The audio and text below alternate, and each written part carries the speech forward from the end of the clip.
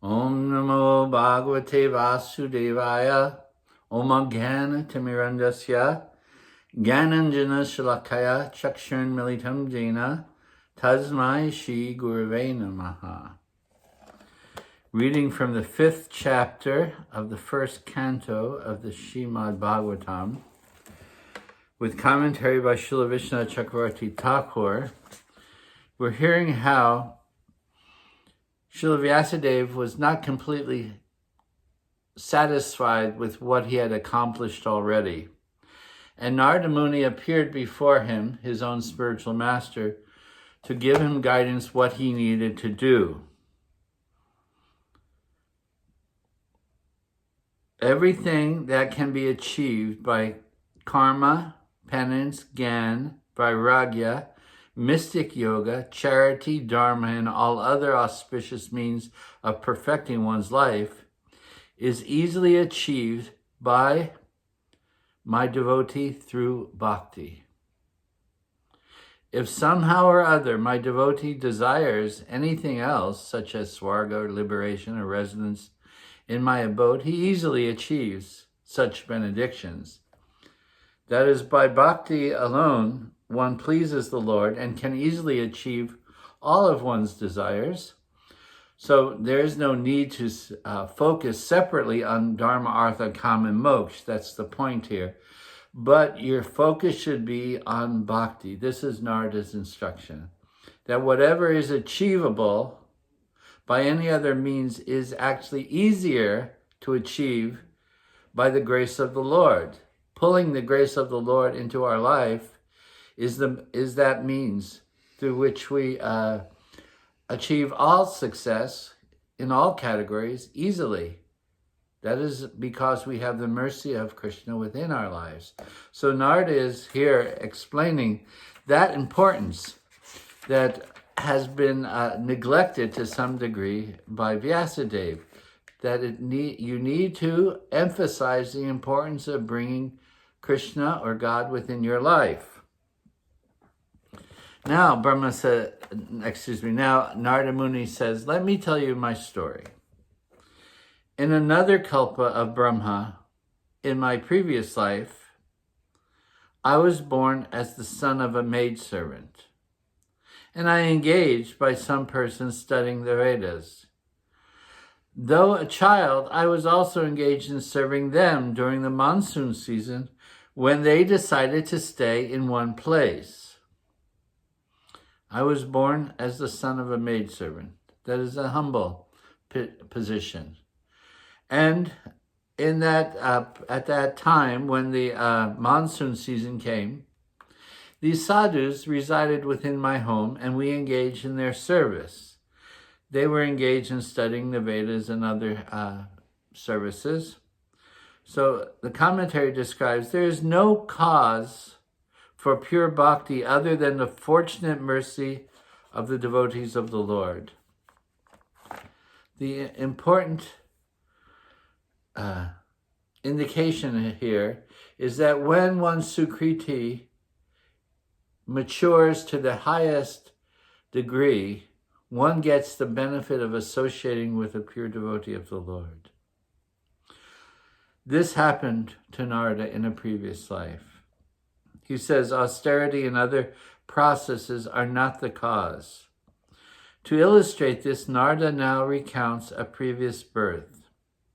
In the previous day of Brahma, in a previous birth, I was born from a maidservant of some studiers of the Vedas. I was engaged in serving those persons having bhakti yoga and who desire to stay in one place during the rainy season. Generally, such sadhus may travel from holy place to holy place and not settle in one place specifically. But during the rainy season, because of the rainy conditions, they decided to stay in one place, and it's a good time. This is basically the Kartik month. So they decided to stay there. They practiced bhakti yoga. As was indicated from a latter verse, it's stated, Vyasadeva, in the association by the mercy of those great Vedantists, I could hear them describe the attractive activities of Lord Krishna. And thus, listening attentively, my taste for hearing about the personality of God had increased at every step. Though the sages saw everything equally, being on the transcendental platform, they showed mercy to me, by which I, though a boy, developed sense control, and gave up my child's play and all agitation, and I became obedient and served them attentively, and I spoke little. I remained humble in their association, not prattling on. I engaged in their service, spoke only when necessary, in the context of service and so forth.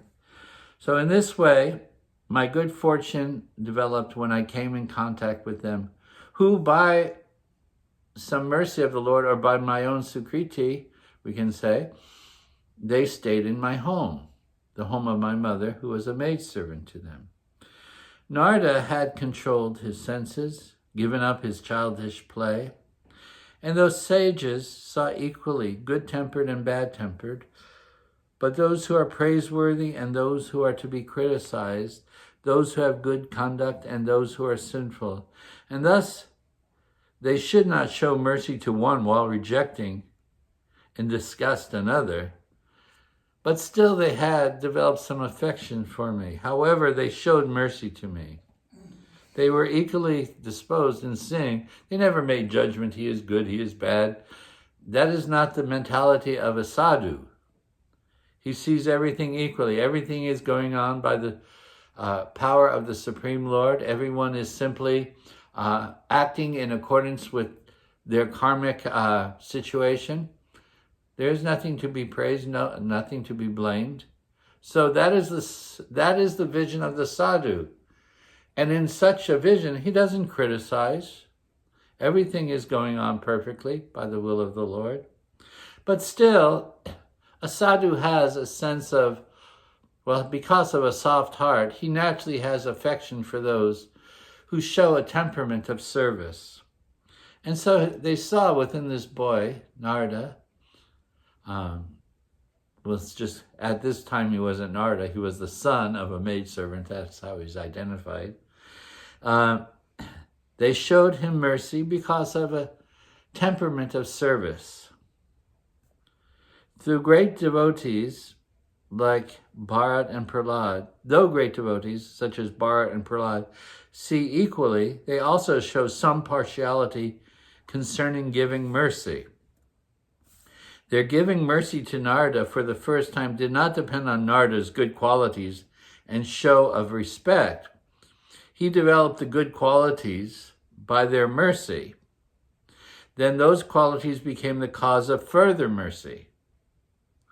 By coming in contact with those sadhus, his whole mentality changed by their mercy, even just by their presence.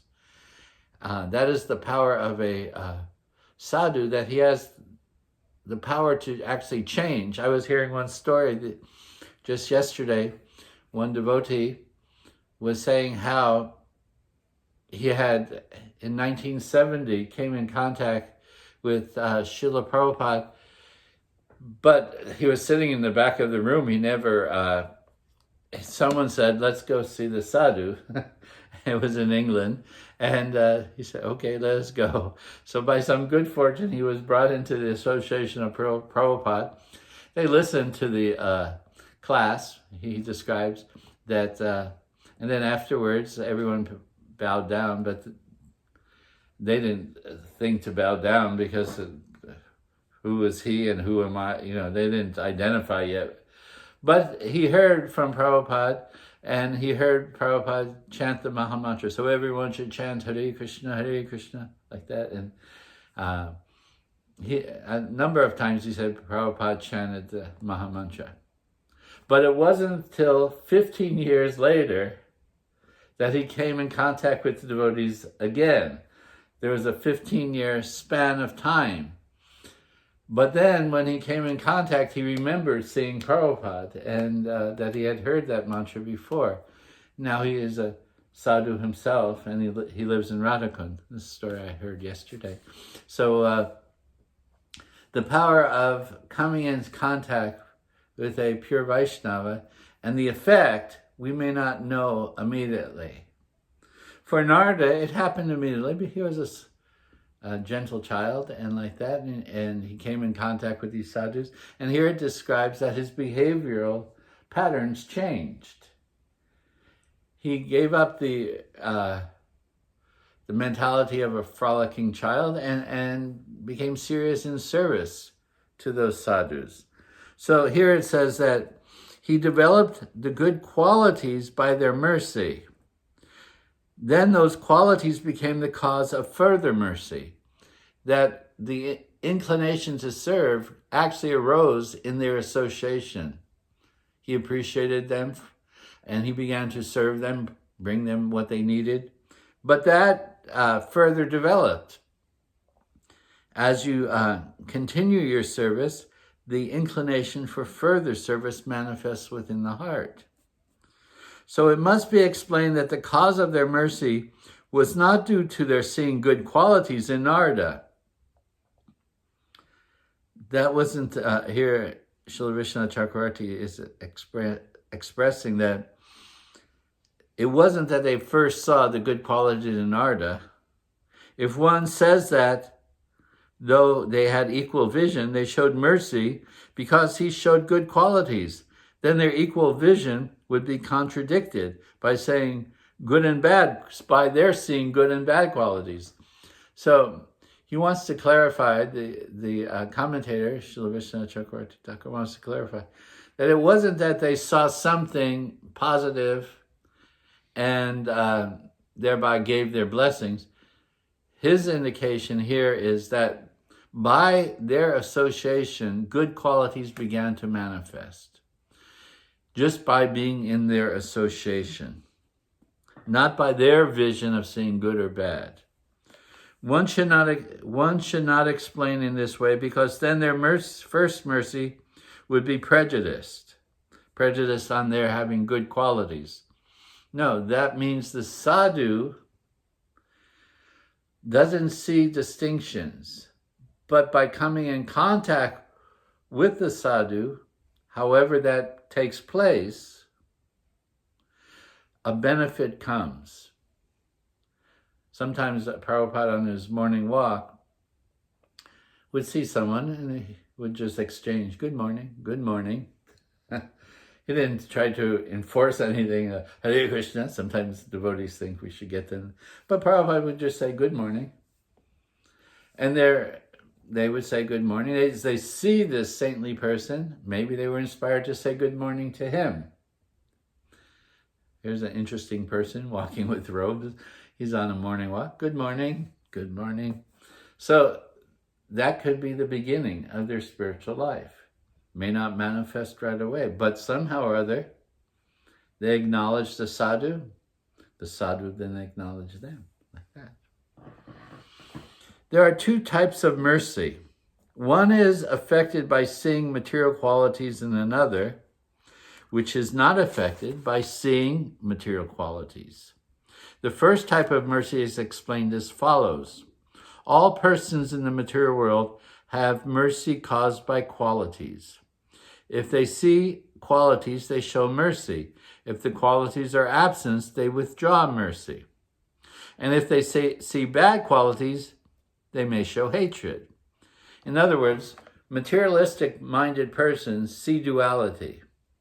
You see a well-dressed person, you may acknowledge him. You see someone who is homeless and dirty, you may not. You may turn away, even sometimes out of disgust. So people make material judgments upon what they see, what they perceive, person's language, person's mannerisms, accepting, rejecting. This is, we'll say they're using the term mercy here, but it may mean kindness or showing recognition to such a person. acknowledging them or not acknowledging them. But the sadhu is different because of his equality of vision. He doesn't recognize someone has good qualities, someone has bad qualities. Prabhupada used to use Prabhupada used to use the statement, wet stool, dry stool. That is, in India, the dry stool or the dung is used for heating or for cooking. So Prabhupada said, good or bad stool. This is good stool, this is bad stool, but it's all stool. So we make a judgment. This is good, this is bad. This is the way of material life. This is good, this is bad. Positive, negatives, we see it all the time. But the sadhu doesn't see positive, negatives. Why? Because he's absorbed in Krishna. He only sees Krishna and Krishna's mercy extending everywhere. If they see qualities, they show mercy. If those qualities are absent, they withdraw it. This is the nature of the materialist. And if they see bad qualities, they even sometimes show hatred. But the second type of mercy is described. Those who are beyond the influence of the material world show mercy without such causes, without dependence on seeing material qualities, since they see everything in the material world as the same. Not good stool, bad stool. Prabhupada said it's all stool. So in the same way, material world, we may see good qualities, bad qualities, but those are all products of the modes of nature. So it's all under the Maya Shakti. It's all categorized within the Shakti of Maya. It's all material. So what is good, what is bad? Why should we distinguish between the good and bad? Only for maybe socially interacting with others and so forth. What is bad? We should not kill. What is good? One should show kindness even to those who are materially impoverished. We may develop a moral system, and that moral system is based upon good and bad. But that's in context with this material world. Morality, even Vedic morality, is based upon the good and bad of this material world. What is good, what is bad. And that often changes. Laws were even made at some times because this is bad, and then it becomes okay or acceptable, then it is good. So things are always changing within the material world. We won't give any examples of that, but if we reflect upon it, we can see how certain laws that govern society created a particular mentality in mankind that this was good and this was bad, and then it changes over time. This is good, this is bad. But it is based upon material qualities. So then, the second principle here, or is the higher principle being described, is the principle of spiritual vision. That everything ultimately is under the control of the Supreme. There's nothing good or bad. That's all in the context of material world and the Maya Shakti. But the sadhu doesn't see matter. He sees spirit. He sees Krishna. Even within this material world, he sees only Krishna. So his presence is very powerful. Coming in contact with one whose vision is such has a very powerful effect upon the conditioned souls. Shukadev has said, during this season, the mountains sometimes released their pure water, and sometimes they did not. Just as experts in transcendental science sometimes give the nectar of transcendental knowledge, and sometimes do not. This is a quote from Shukadev Goswami from the 10th canto. In this manner, sometimes these persons show mercy to some person, when hardness of the heart caused by gunas is destroyed and becomes softened by devotion to the Lord, mercy naturally appears within the heart. The devotees have soft hearts caused by their devotion to the Lord. The materialist their heart is harder. Sometimes they may show some good qualities due to the mode of goodness, but that is also distinct from the quality of mercy that is seen by the devotees whose hearts are softened by their natural devotion to the Lord. That part of bhakti is called bhav, which is the ray of the sun of prema. This is from the Bhakti Rasamrita Sindhu. When one develops bhav, means the heart is inclined towards the Lord, then the heart becomes softened. It is the very beginning or the ray of the sun of prema, pure love of Godhead. So this is where it begins. Our devotion awakens somehow or other due to our fortunate contact with the Vaishnava, the pure devotee. Our heart begins to soften, and that begins the process by which the ray of pure love for Krishna awakens within our heart. The 4 stages of bhakti are understood: mercy of the devotees, service to the devotees, faith, and then taking shelter of Guru. Srila Visvanatha Cakravarti here summarizes it. The 4 stages of our bhakti will manifest. First, by somehow or other we got the mercy of the devotee, then an awakening of service to the devotees has manifested in our heart. In that context, our faith begins to awaken and grow, and then Guru Pada Ashrayam, we take shelter of Guru. These are the 4 stages which lead up to the path of pure devotion. There's no exception. Here it is the mercy of the devotees that leads to service to the devotees, that awakens our faith and leads us to take shelter of the spiritual master, then who awakens within us the nature of pure bhakti towards the Lord.